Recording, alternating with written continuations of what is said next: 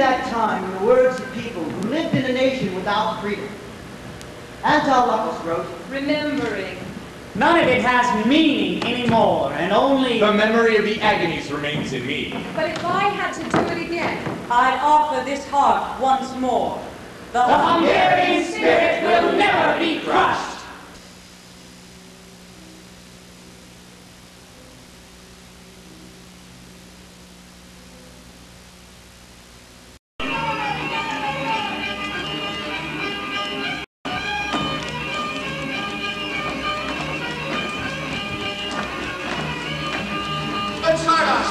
That by the time we were kids.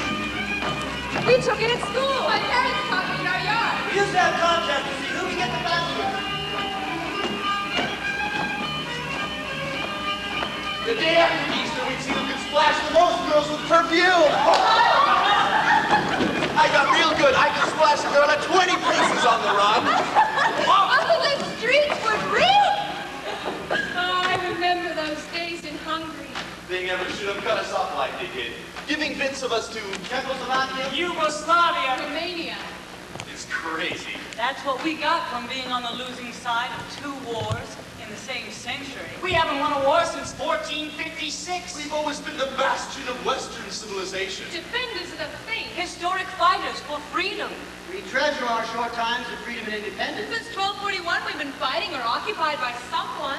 The Turks, the Habsburgs, the Nazis, now it's the Soviets. Face it, we're a beautiful country to fight in. We're a beautiful country to fight for. Alexander Poppy wrote a poem that ignited the 1848 rebellion against the rule of Austrian Habsburg. Hungarians rise, your country calls you. Now or never, time for all slaves or as free men. These are questions, choose between them.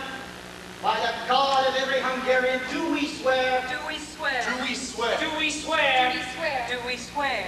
Will you swear the tyrant's handcuffs not to bear? Not to bear. Not to bear. Not to bear. Not to bear. Not to bear.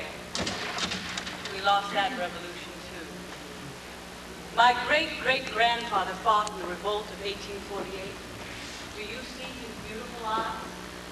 The Austrians blinded him with a hot poker because he fought for his country. In 1956, my son was jailed and hanged for what he did. He lies in an unmarked grave. The government will not tell me where. Somehow we had the nerve to start a revolution. Lost. The ones who stayed behind, they had it bad for a long time. Right now it's okay, but I toured Hungary last year. It's just beautiful and charming. The economy is booming, so many little businesses. I took a river cruise. The food is delicious and cheap. The people seem so happy. I had a wonderful time. I was a freedom fighter. I look back on it all now and I can only ask myself why. Why did I want to kill? Why didn't I care about being killed? are you crazy? Don't you remember what home was like? The party line. The lectures? The slogan, Property is theft? Long live Morocco. And Stalin? when the communist troops entered us, 44, Christmas 1944. but the siege lasted until 45. 50 days of hell that was. Then they gave us free elections. Rakoshi almost lost his job when they only got 17% of the votes. They got 22%. That was the election of 48. And then only when they gave free beer. It was enough. They arrested the leaders of 2 of the other parties, forced the members to join the Communist Party. It was called a coalition government. I was elected mayor of Budapest in 1945. After the communist takeover, I was arrested and charged with conspiracy to overthrow the regime. The great communist Joseph Rabbi said, in 1947, we were a minority in the parliament and in the government, but at the same time a leading force. Our force was multiplied by the fact that the Soviet Union and the Soviet Army were always there to support us with their assistance. During the war, we thought, what can the Soviets really do to us? They're human too. We forgot. Greed, cruelty, envy are also human traits. The worst it was, they used our own countrymen against us.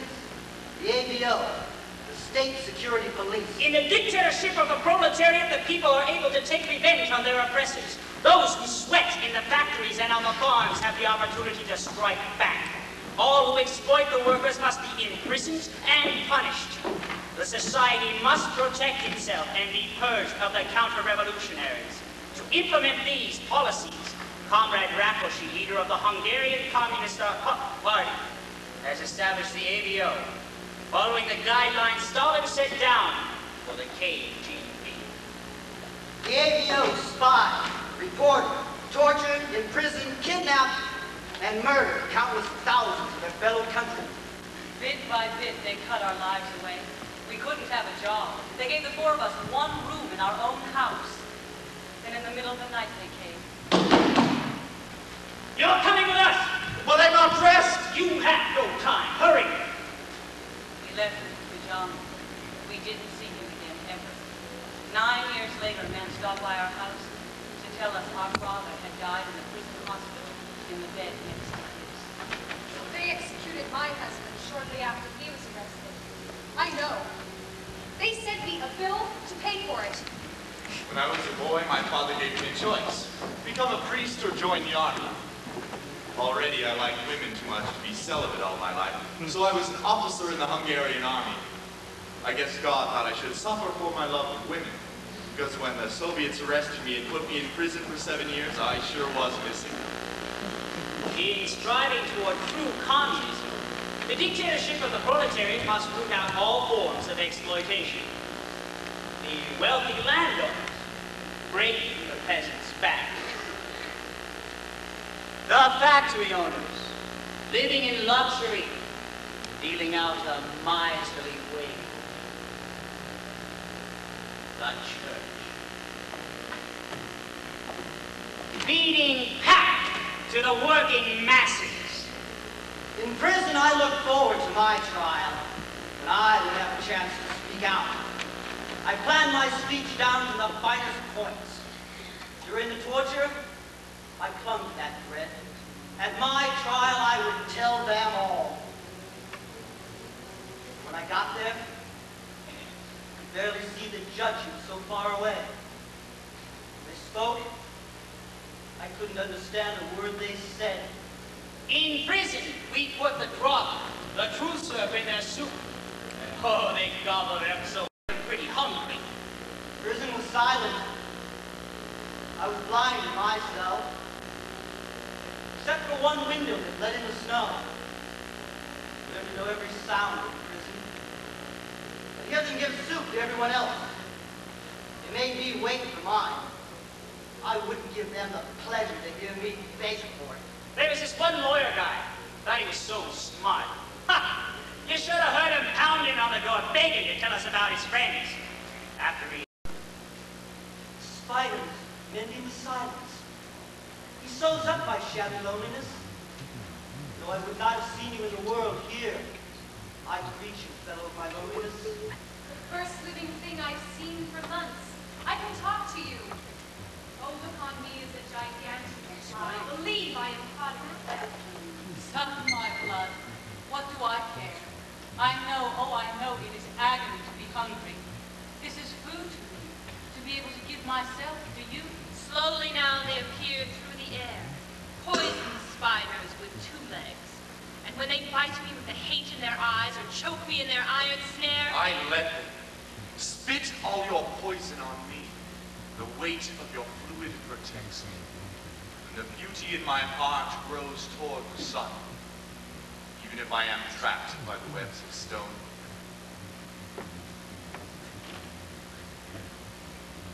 they nationalized all businesses, even the taxes.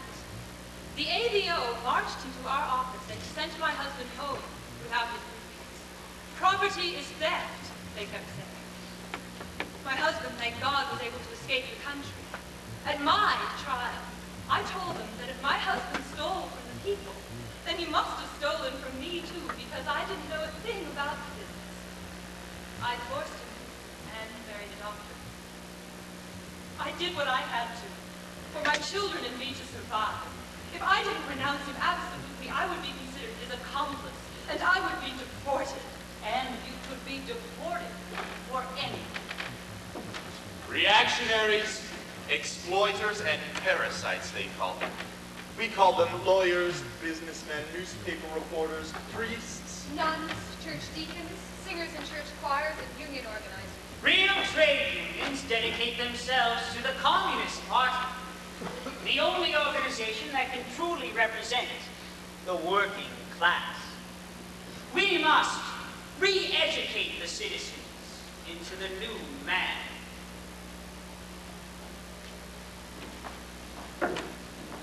They confiscated our property and sent us, my entire family, to work in the country.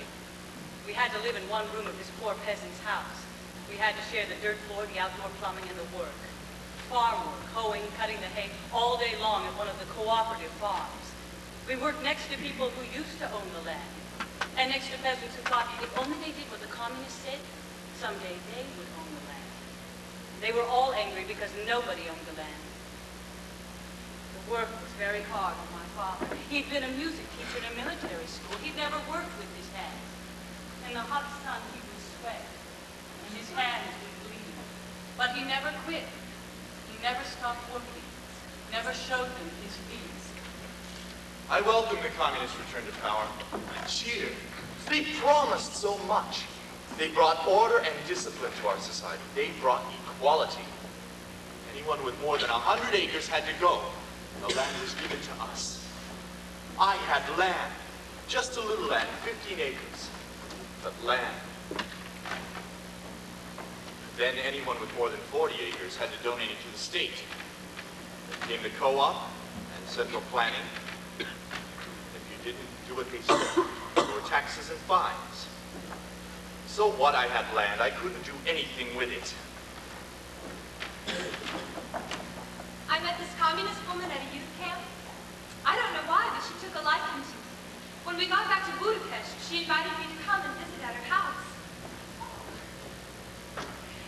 She lived in this big, beautiful apartment with a view of the Danube and everything. But I could tell she was showing me all communism can do this for you too.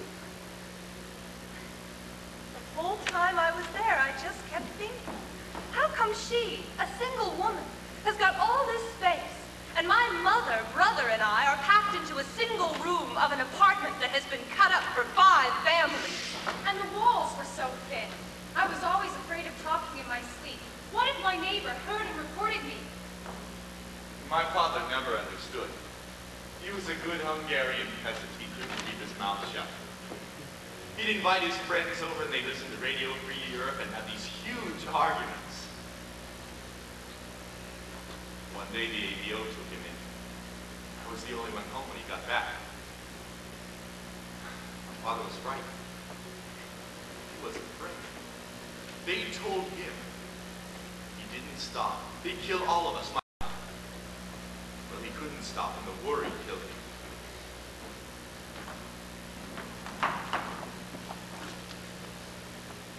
The ABO didn't hold me for long. They just filled my tooth, packed it with sugar, then covered it like the filling. I screamed and screamed from the pain. They said, will you tell us what we want to know about your friends? Keep us informed. I screamed, yes!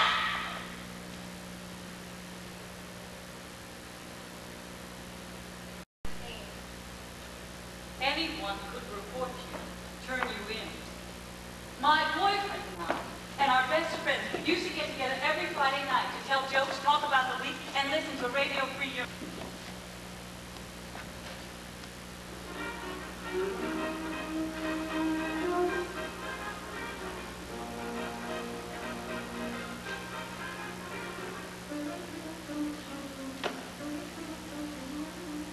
This ABO man goes in up to a little girl and says, can you tell me what time it is? And the little girl looks around and goes, 9 o'clock. And the ABO man says, how did you know you didn't look at your watch?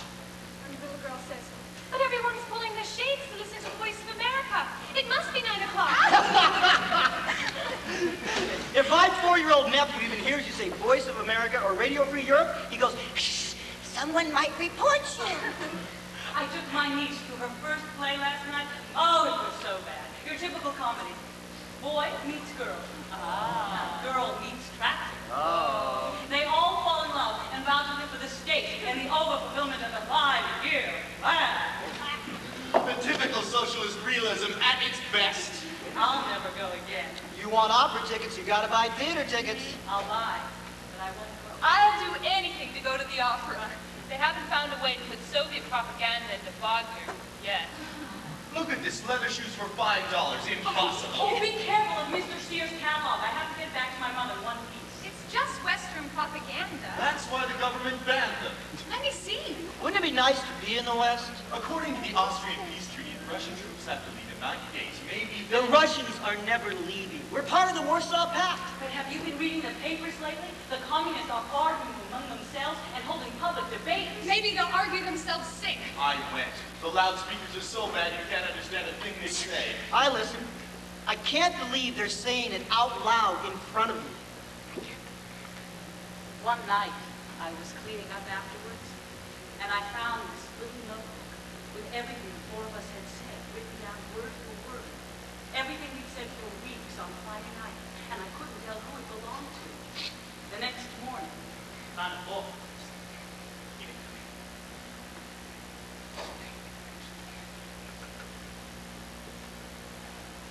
You will continue to have your parties. You will act as if nothing happened. We will know if you don't.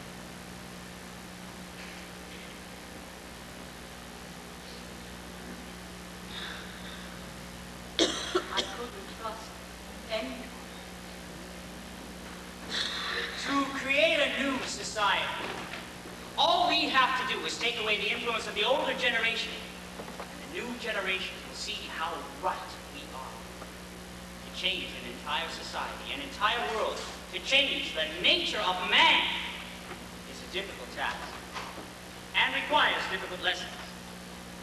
As Ilya Ehrenburg said, we will transform men so thoroughly they will Have have... difficulty in recognizing themselves.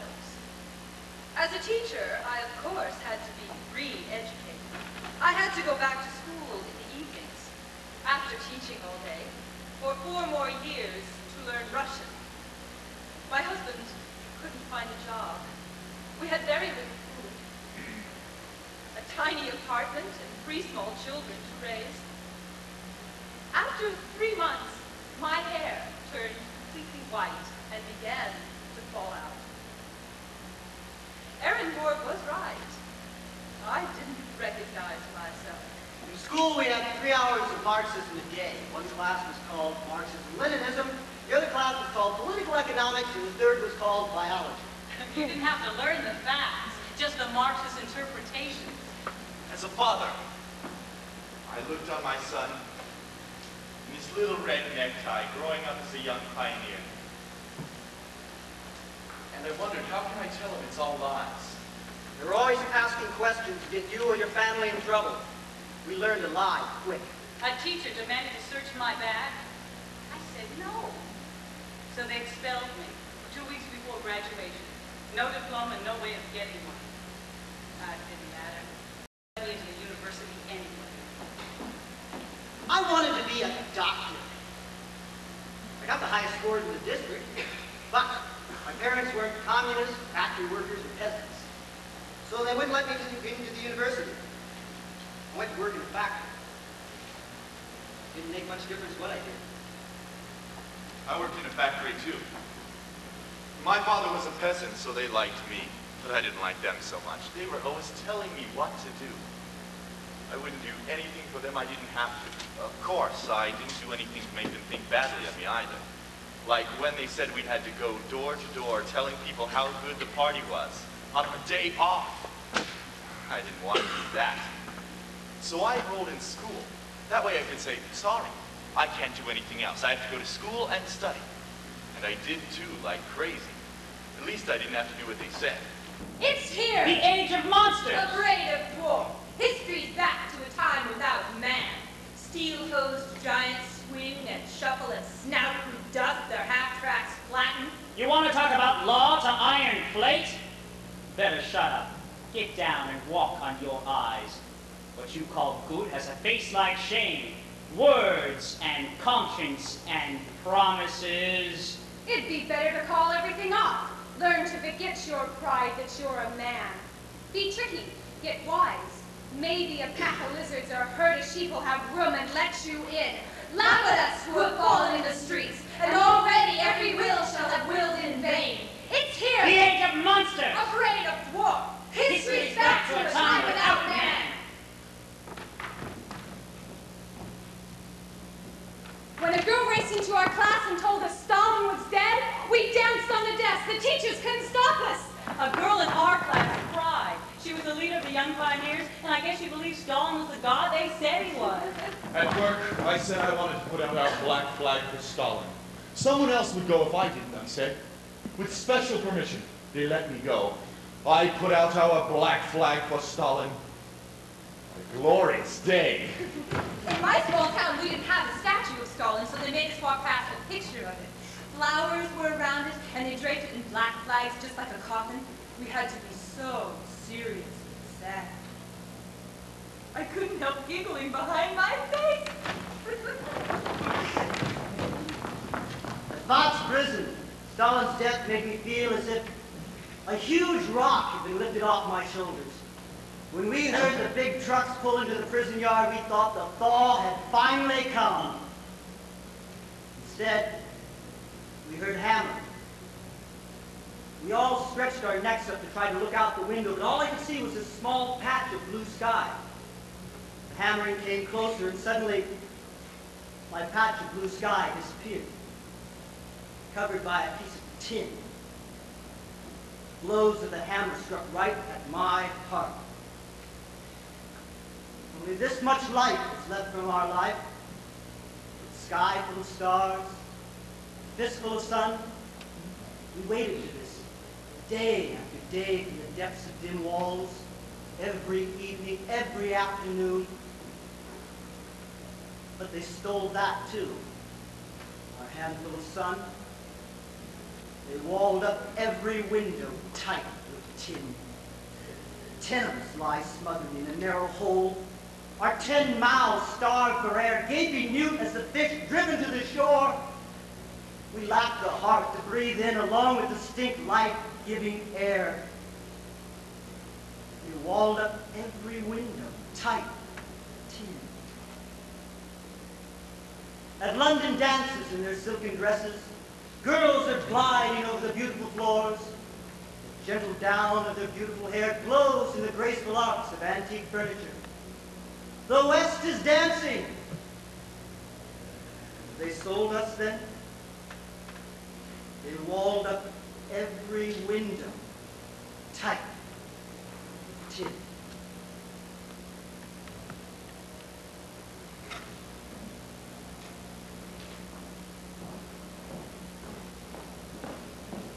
After Stalin died, there was a bit of a thaw, a loosening of the reins. Prime Minister Rakoczy was replaced for a time by Imre Nagy. He promised a lot, communism to the human face. They let us leave the farm and return to the city. Not a big city, not Budapest, but a city. I found a job as a bookkeeper. I was happy there. I was doing something I could do well, and they needed me to do it. Then one morning, 2 ABO men with guns marched into our office, pointed at me and said, "This woman must work with her hands." And right then, they marched me down to a factory and made me work on a production line. Yes, I dreamed of going to the West, of being free. I never thought of going to the West. Hungary is my home. My mother and grandmother lived their whole lives in my house. My father's family has lived in the same area for over 400 years. How could I leave?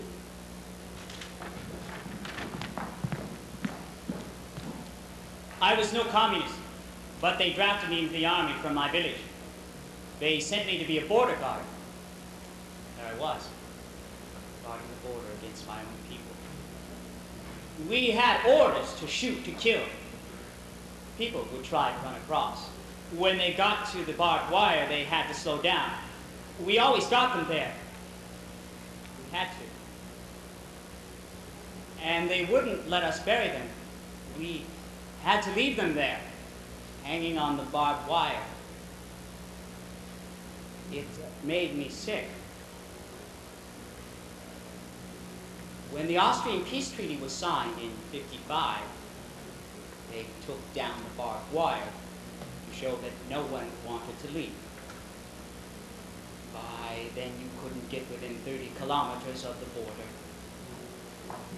They did anything to show we were happy. Oh, because everyone in a communist state is expected to be happy. So we pretended about everything so we wouldn't get in trouble. We couldn't think about the future or plan ahead. We worked too hard just to survive one day. I remember dividing a sausage, horse sausage, between my kids, and my husband and I chewed the skin. I hated the nursery school where we sent our children. It felt like they were stealing them from me. I begged them to take mine. At least that way they got one meal a day with meat. And they got hot chocolate. The food they got was bribed. At least the food they got was good food. The food we got at the factory cafeteria was rotten. Cabbage, onions. Lard, beef, parsnip, those white watery noodles with no eggs in them. And shopping was such a chore. Oh, every day. If there was anything to shop for. I walked into the dairy store, and just as I walked in, the woman there said, There's nothing here made out of milk. Oh, we heard it all the time. at least on the farm we could grow our own food. Candy And preserve it. And hope it would last. Since in the city you could only buy enough for one day or you were hoarding. Nothing ever scared me more than reading about those women being shot for hoarding. Because they stood in line for sugar when they already had some at home. We didn't have any space to store anything anyway. We never wasted anything. Oh, we saved every Our scrap. garbage for the week was just this much. Food in prison was garbage. I remember once a guard asked me to write a poem for his wife. I did it.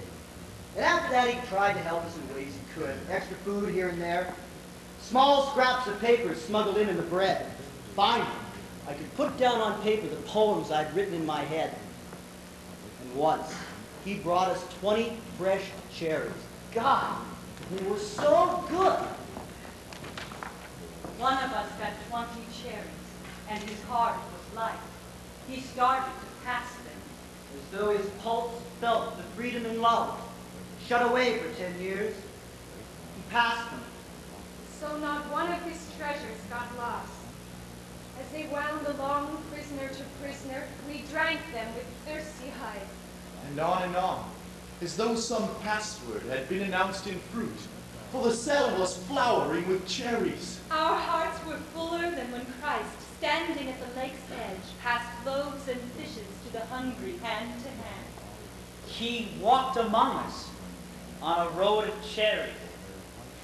And while we gathered all those blossoms, piece by piece as in a basket, the light kept pouring. In 55 and 56, they started to let a lot of us prisoners go.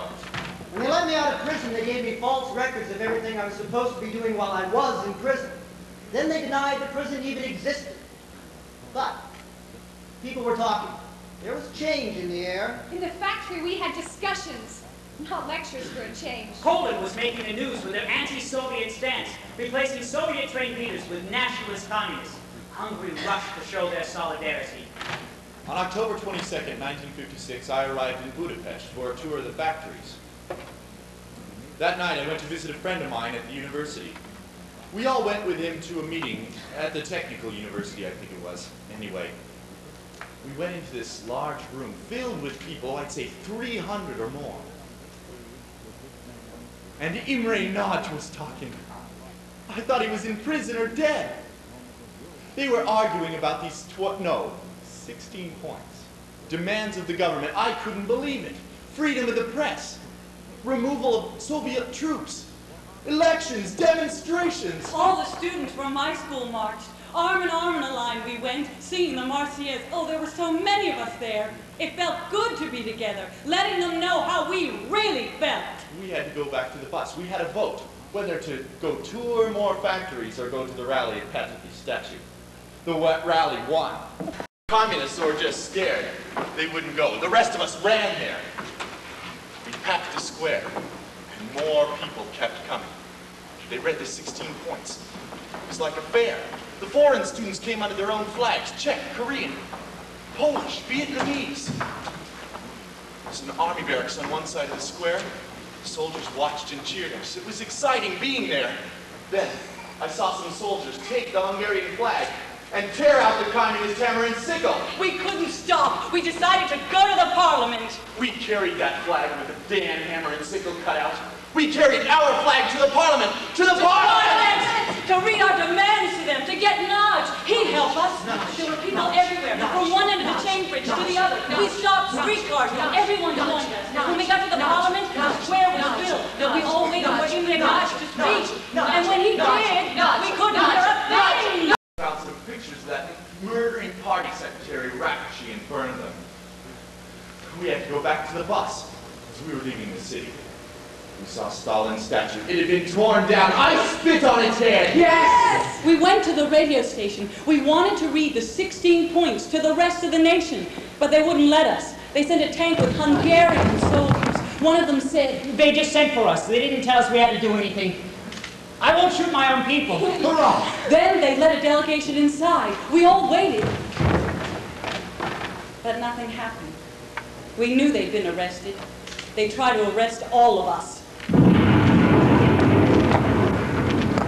We threw rocks and bricks! I was so scared! The Hungarian soldiers joined us! An ambulance trying to get through to the radio station? We stopped it! They were smuggling guns inside!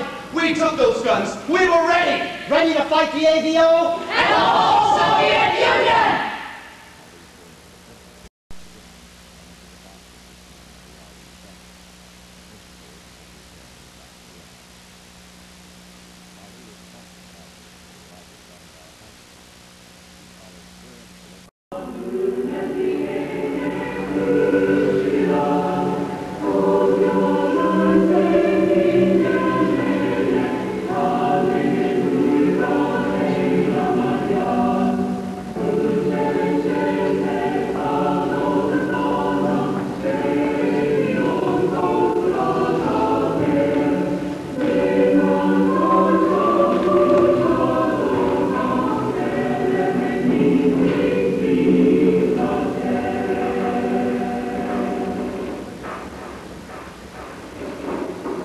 On October 23rd, Hungary began to live again, to hope. The earth is in pain, and the walls lie down, and the earth is a blue trumpet of victory, because from the stone of the deep moist prison, man is born again under the sun's glory.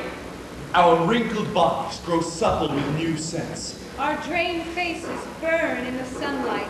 Our fainting steps march every way at once. Our freedom grins in our hands like a birthright.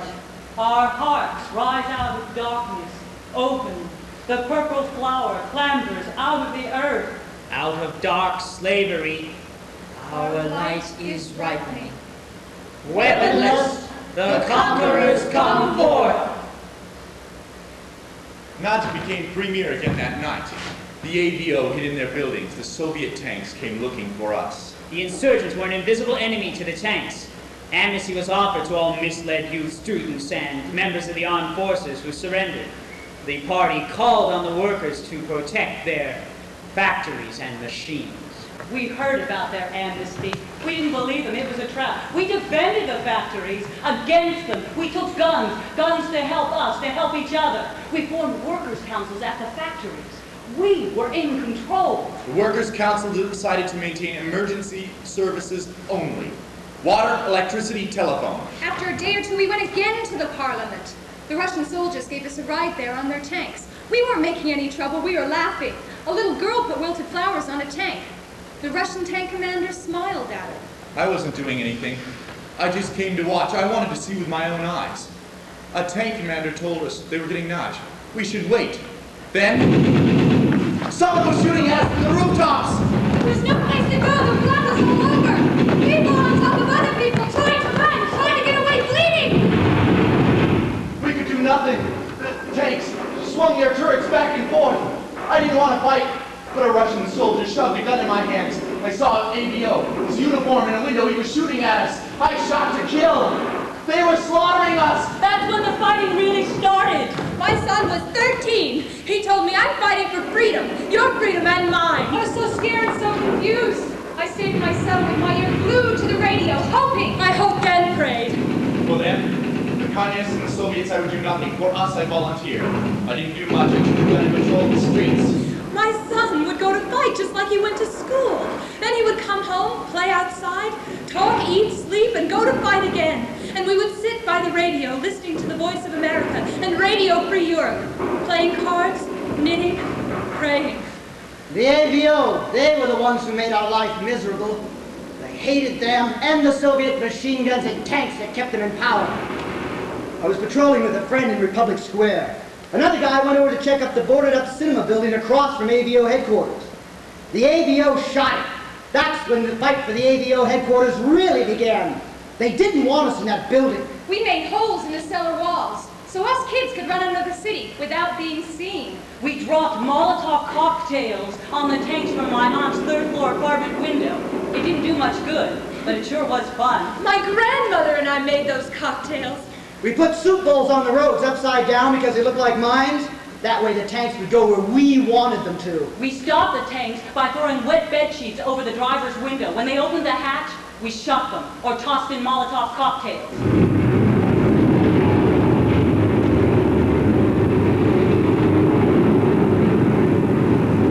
There were demonstrations all over the country. The AVO and the Soviets tried to stop us. We fought back together. The Hungarian army in their barracks turned their backs when we took their guns. Yes, we found weapons. We took down the Red Stars. We were in control. My girlfriend and I found a back way to the Killian barracks Where a Hungarian army troop was stationed. They've been fighting a 5-day battle with the Soviet tanks. We met Paul Molitor, the leader. What a wonderful man. We did whatever he said. We brought in ammunition. Food and medicine. We took the wounded to the hospitals. And we fought. We fought until the Soviets left. When I heard the Soviets were leaving, I cooked a goose. The skin was so crisp it crackled. Oh, I never made a better bird. People from the villages brought food and gave it away free. The UN was going to discuss us, the Hungarian question. I heard we negotiated with the Soviets for withdrawal of all their troops. I heard we'd be free of the Soviets. They were taking their families out of the city. They were really leaving. I saw a Soviet tank column leaving the city. I wanted to see everything. Things I hadn't seen for so long. People really talking to each other. And to strangers. Newspapers, uncensored, un-Soviet. All the dead bodies, so small and shriveled. And the terrible smell. If I'd read about it in a book or seen it in a movie, I'd have cried my eyes out. But walking among them, they were like lime-covered rags. I felt nothing, not a thing. We took our neighbors into our house to protect them. They'd been good communists and were afraid of the mobs, the crowds of demonstrators after what happened to some of the AVO. I didn't like those people. They didn't know how badly they'd hurt us, but it was not right to hurt them. I couldn't let our revolution be tainted like that. We had to stay together, help each other. Cardinal Minzenti represented Hungary to me. Everything we'd suffered. When they freed him from prison, I knew we'd be free. All of us listened to his speech on the radio. I cried when he talked about our unity. This was our revolution. We must stay united. He said we didn't hate the Russian people, how we didn't want war with anybody, and it wouldn't do them any good to make war on us. We'd respect them more if they respected our freedom. I believed him, and prayed the Soviets would believe him.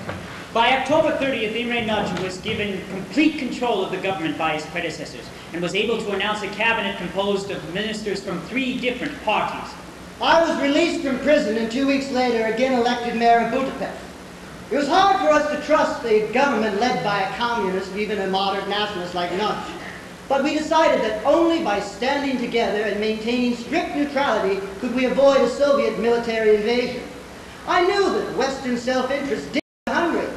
We declared neutrality, sent a new representative to the UN, and withdrew from the Warsaw Pact. At the UN, the Soviets recognized us as a true, legitimate government of Hungary. We knew the West would help us, just like they said they would.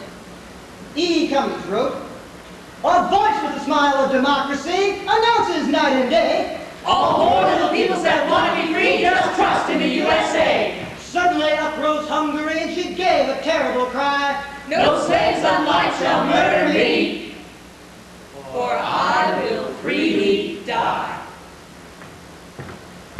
People demonstrated demonstrated in New York, London, Paris. Many third world nations and individuals petitioned the UN, the U.S. State Department, everyone they could think of. The West had to help the proud little nation that had the courage to say no to tyranny. We were Hungarians living in Cleveland. I always thought, maybe someday we can go home. Maybe when the Soviets leave. When the revolution came, we thought, now is the time. Now we can be free people again. And my sons. Suddenly they are proud to be Hungarians, to be freedom fighters.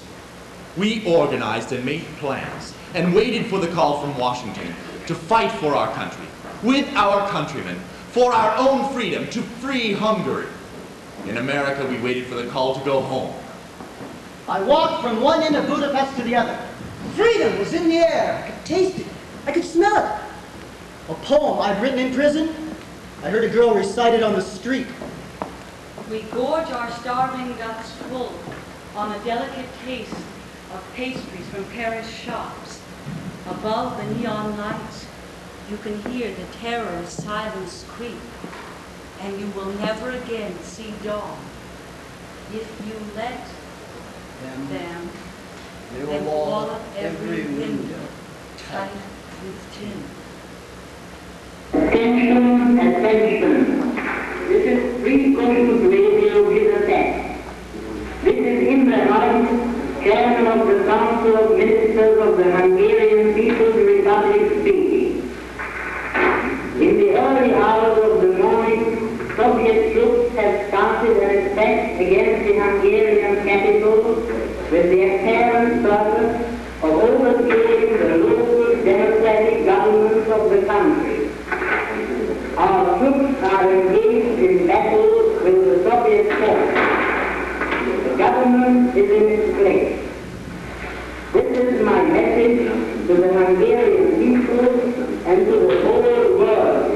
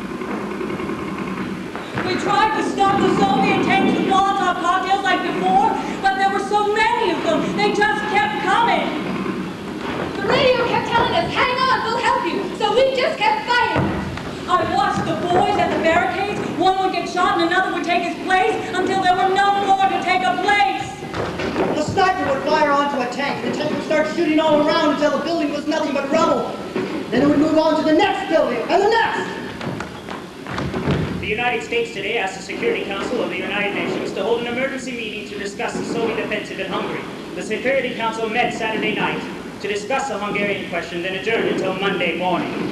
Where was the UN? Why didn't they send observers to see this? The radio kept saying what valiant good fighters for freedom we were, but we couldn't do it by ourselves. The West should have helped us. We put oil and laundry soap on the road so the tanks would get out of control.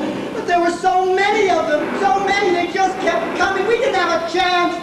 The UN should have done something. Are you still coming? Come too late! We are fallen like the grain, cut down and mown!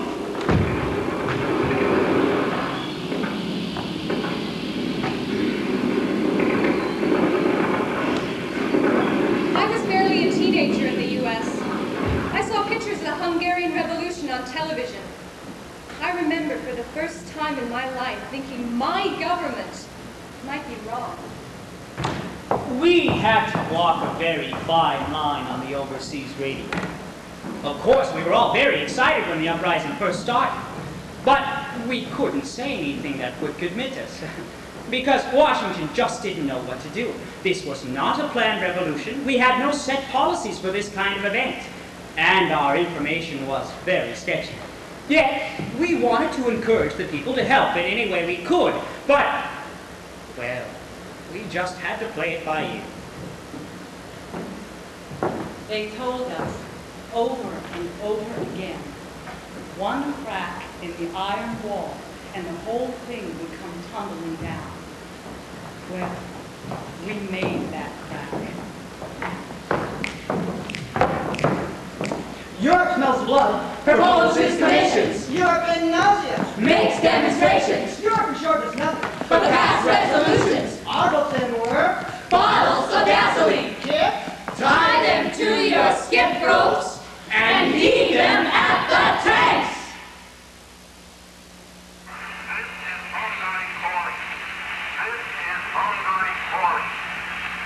The last remaining station for to the United Nations. Early this morning, the Soviet troops launched a general attack on Hungary. We are requesting you to send us immediate aid in the form of parachute troops over the Transdanubian provinces. For the sake of God and freedom, help Hungary! As long as the fighter breathes, The world holds its breath. as long as he cries and calls, People hold their silence around him. as long as he lives, The world plays dead. and when he gives up and dies, The world begins to live again. selling cotton, river cruises, good meals.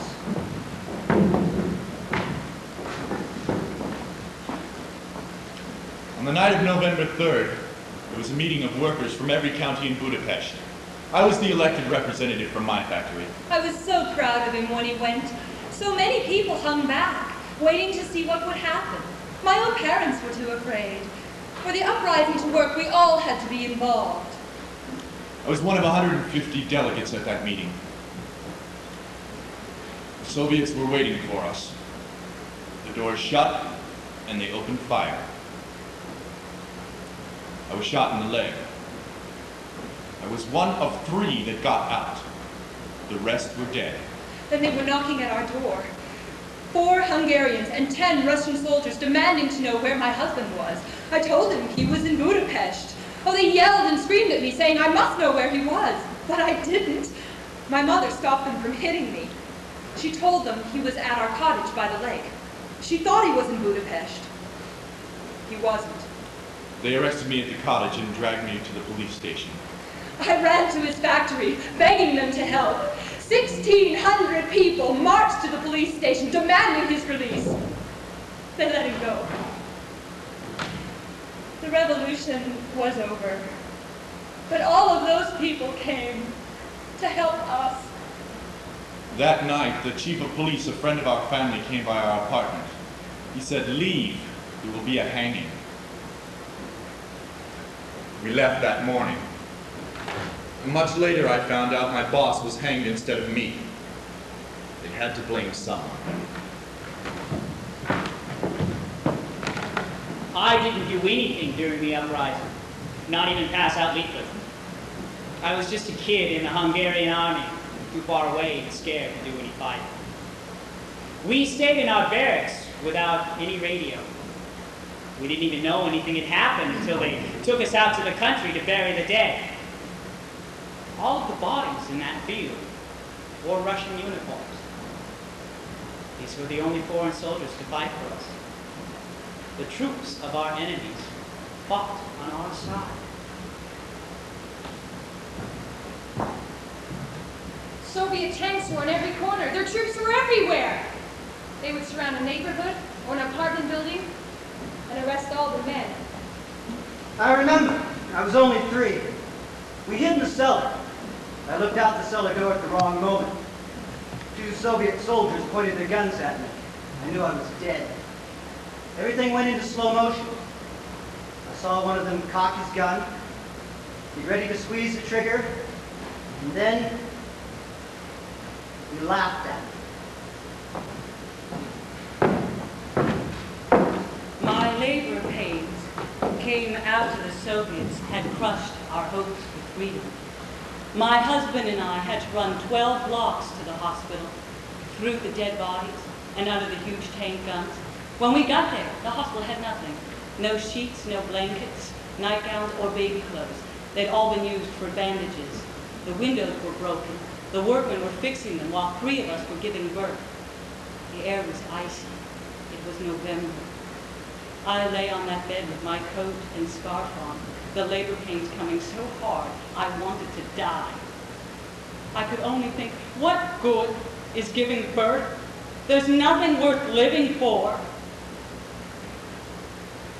And suddenly, my son was born. I heard his first cry and felt his precious skin, his fresh new life amid so much death brought me hope. We would find freedom for our children. One time we were waiting in line for bread or milk or something. Bread, over on Beachy Avenue. Remember the little bakery? I went with you because there was still some shooting going on. Well, there was a tank on this end of the block and one on that end of the block. And we were standing in line, just like always. I did not understand those people. They acted as if we weren't there. Some soldiers, Soviets of course, stopped a truck in front of us. The driver got out and the soldiers searched the back. I expected them to be afraid of me. I was in a huge tank that could kill them and make the city into rubble. The driver stood next to me with his hands behind his back. He started hissing at me. He had a gun in his hand. I took the gun and walked slowly away. He walked away and so did the driver. I watched the whole thing. Oh, I was like this with fear. I could even understand if they hated me or yelled at me or spit at me. But these people went on with their business as if I wasn't there. They ignored me. I decided then it was time to keep on walking. On Friday, I went to pick up my salary as usual when I met a friend outside the building. He told me that the AVO was looking for me. By name.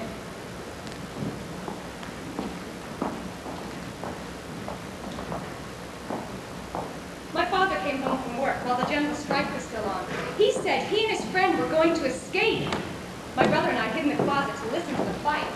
What do you mean you're going to leave us here? You and the kids would be slow. We'd get caught, and then we'd all be in a suit. Oh, and we'll be all right with no food, no job, and the AVO looking after us. I'm the one they want. I'm the one that gave them my father's old guns.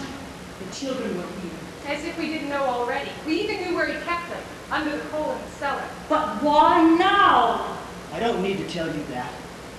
Look, they won't do anything to you. They've never done anything. Did that ever stop the AVO before? We could get killed or caught trying to cross the border. You want the children to go through that? But you can't leave us here. No, I don't want to, but I'm trying to think of what's best for you and the children. They argued all night, yelling and crying. In the morning, my father was gone. A few days later, a man came to our door with a message from my husband. He was in Austria, and he needed clean clothes and money. I should send them with this man. He was a guide. I told the guide, you wait right here. Mama got us all dressed, packed, and out the door in 10 minutes. We rode a train, a cart, and we walked and walked and walked. When we got to the border, we had to run between 2 watchtowers. The guy told me when to run. He pushed me. I ran so fast. I was so scared, but we made it. We were in the West. Mama looked back at Hungary and cried. When we finally found my husband, at first he was shocked, then happy and glad to see us hugging the children. When he came to kiss me, I spit in his face. My husband always said he'd rather be a poor bell ringer in the church in freedom than to live it up in the people's paradise in Hungary. When the Soviets returned, we panicked. We thought that soldiers would be raping women in the streets again, like after the Second World War. We took our chance to leave. In Sopron, the buses went back and forth across the border for as long as they could. The buses were taking only women and children. I didn't know what to do. The girls were crying. I didn't want to go alone, but... They went on. I could come later. The bus just rolled across the border. I was so scared. But no one stopped us. It was like nothing.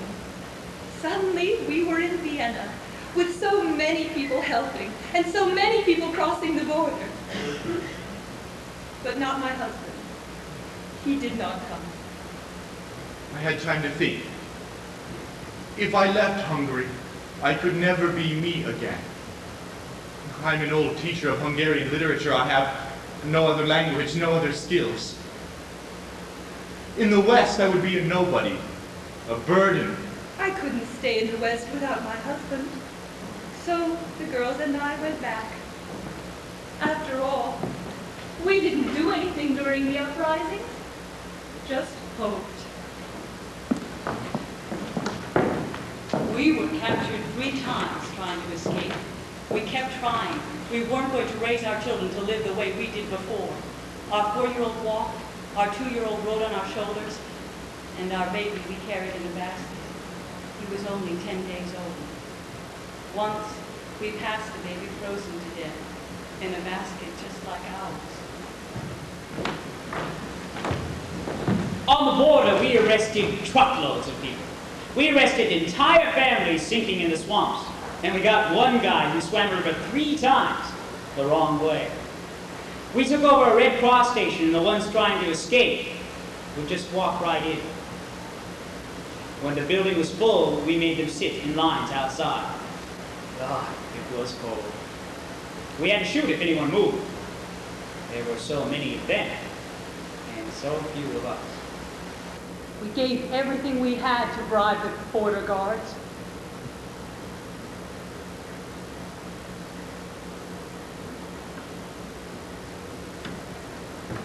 We were walking beside a lake.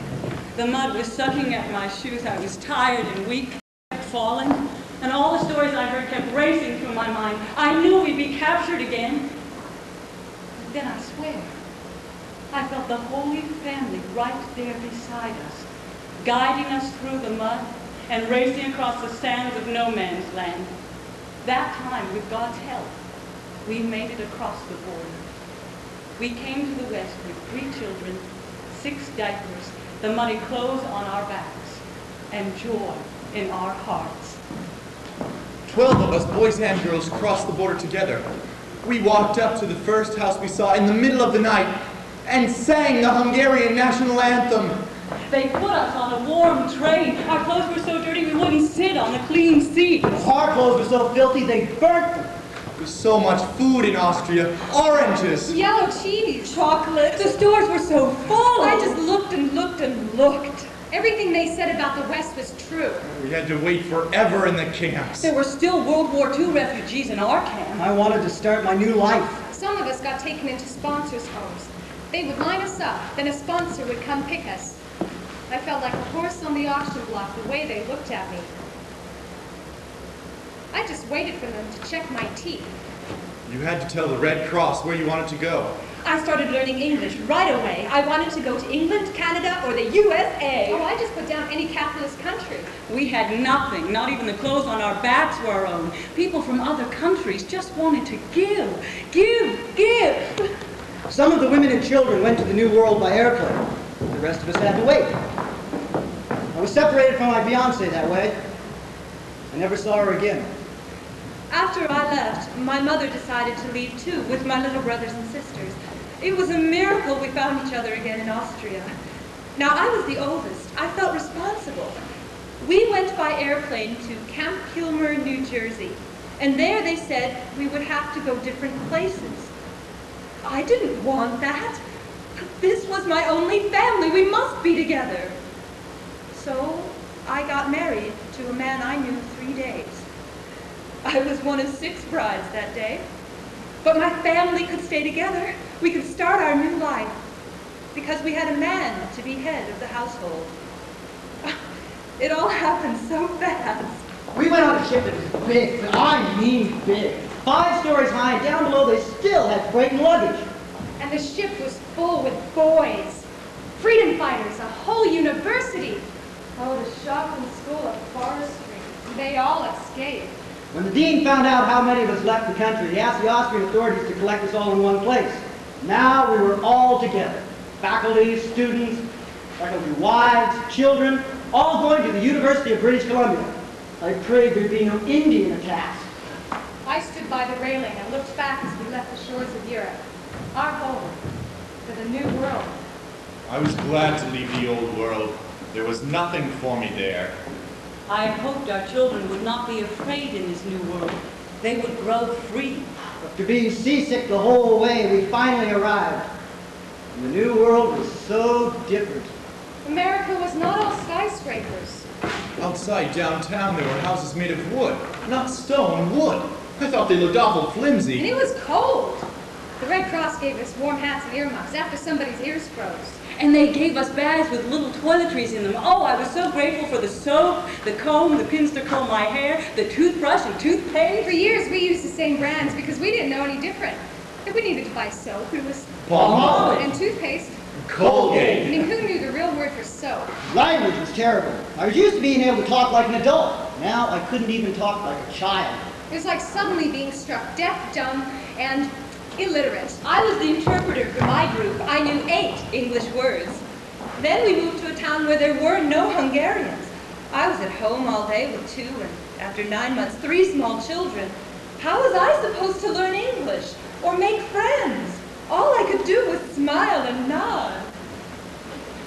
I did anything to make money. I cooked, I cleaned, I ran a boarding house.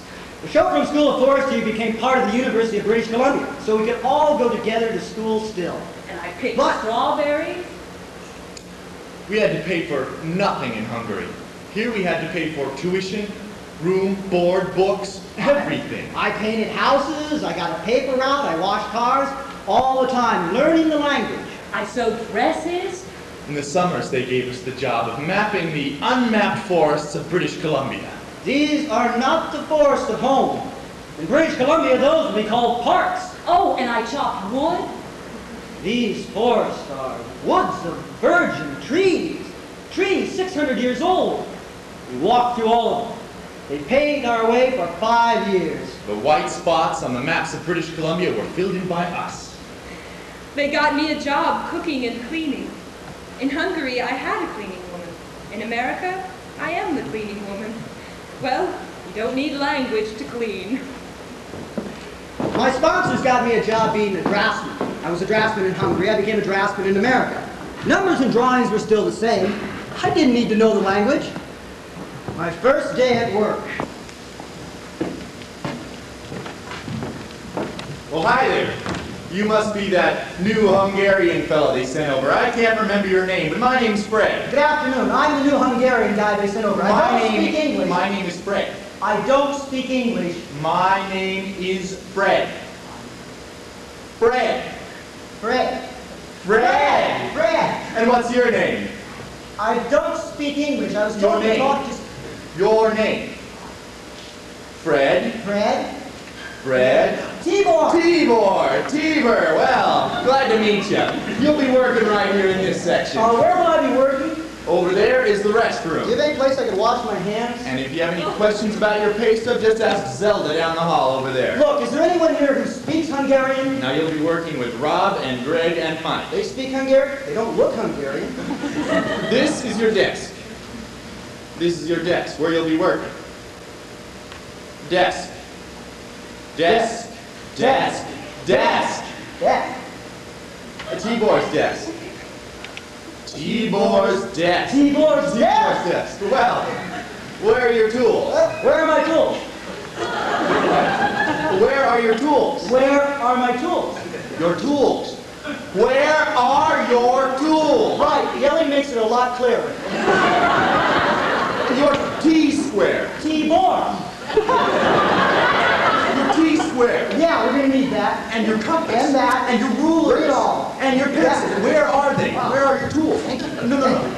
Where are your tools? Tools. Tools. Tools. Tools. Tools. Fred's tools. Fred's tools. Fred's tools. Tibor's tools. Tibor's tools. Tibor's tools. Tibor's tools. Tibor's tools? Tibor's tools. In Hungary they provide tools. Where are Tibor's tools? Tibor's tools? Tibor's tools. Tibor's tools? Tibor's tools. Budapest. Now, it was real strange having boys in the shop who didn't talk English. But it was the least we could do. I guess we wish we could have done something while they were fighting those commies. But everything happened so fast over there. It was darn far away. And Eisenhower said if we'd done anything, it probably would have started World War III. And we sure didn't want that. I was ready to help those brave boys any way I could here. There were lots of ways we could help those people. Lots of organizations, churches, Hungary Remembered associations, all helping those poor people get started. Desk. Mike, Greg, Rob. Restroom, Zelda.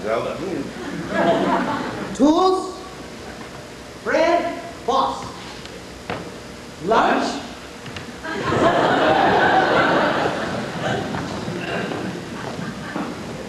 While I was in Hungary, I used to have a dream about being free. I'd float in midair like a butterfly, and no one could catch me. I'd soar in the sky with the birds and sing. And in the morning, I'd keep that joy inside me until something brought the fear and anger back. The Marxist slogans on the wall, the old lady sneaking into church, afraid to be seen, my neighbors staring at me with fear and suspicion, afraid to speak, all chipping away at my joy and my freedom. Here, I worry about money. I worry about my children, about my family still in Hungary, and I get angry at the government and the ignorance. But nothing takes away my core of freedom. I never take that for granted. I live in Hungary now. I have visited the West. We are not free like you. There are books we cannot read, things we cannot say, thoughts we may not think. We do not have the material things that you have, and those we have we must work harder for. But we do have our culture, our language, our home. I cannot live without those. And I think maybe, I pray maybe, that if our economy stays strong, we will be a little bit free, and I will make a difference. A friend of mine was sailing down the Danube, enjoying the food and wine provided by the crews for Westerners. When they rounded a bend, there was Vox prison. It looked like this beautiful old mansion rising up from the shore. He knew my poem, so he looked closely at the windows. Tin still covers the windows at Vox prison, but it's painted green to look like shutters so as not to disturb the view of people taking cruises on the Danube.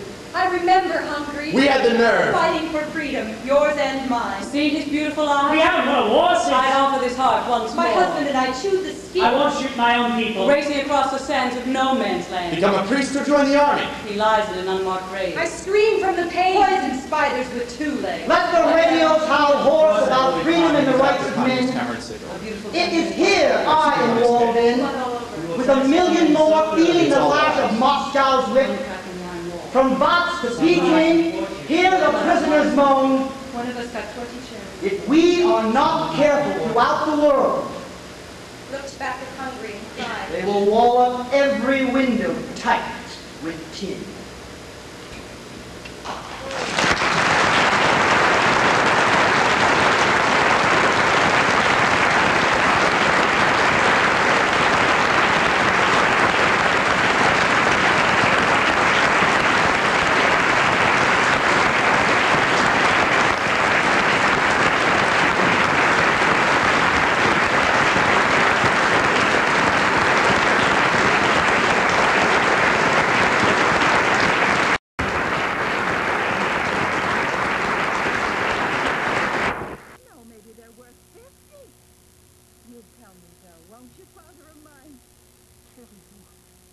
Tell you.